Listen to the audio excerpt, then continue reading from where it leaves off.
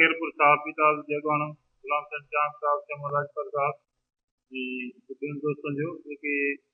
इन हेमूर खेरपुर खां कोटड़ी कबीर असांजी नई ऑफिस आहे हिते खुली आहे उन में आया हिननि जो चवणु आहे त असांजे वॾियल सिंध साहिब संगत ऐं खेरपुर साहिब जो मक़सदु आहे त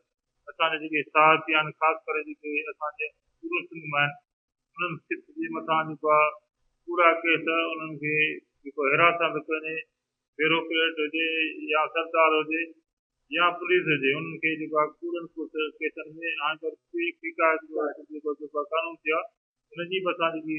मज़म्मत कयूं था उन खे असां जेके नंढनि शहरनि में असांजा साहिब या नंढनि प्रेस जा साहिब ख़ासि करे इतराज़ खातो उन्हनि खे नज़र अंदाज़ कयो आहे ॿियनि वॾनि शहरनि खे जे प्रेस क्लब खे तंज़ीम खे त फंड मिलंदा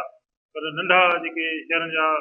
प्रेस क्लब आहिनि उहे पंहिंजा किराए ते दुकान बि वठी बीठा आहिनि उन सां मसइला बि घणा आहिनि छाजे करे हिते सरकारी निज़ाम आहे ब्यूरोक्रेट निज़ाम आहे हिते जेको आहे साहिब मथां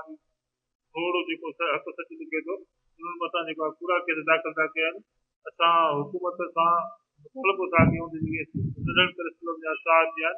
ऐं जेके साहिब जे मथां जेके कूड़ा केस दाख़िल कया आहिनि शहीद साहिब जी थिया आहिनि उन्हनि जा जेके कातिल आहिनि हिन महिल गिरफ़्तार न कया आहिनि उहे फौरन कातिल गिरफ़्तार करण सां जल्द बंद लाया जोड़े ऐं वॾो एहतजाज जो सॾु ॾींदासीं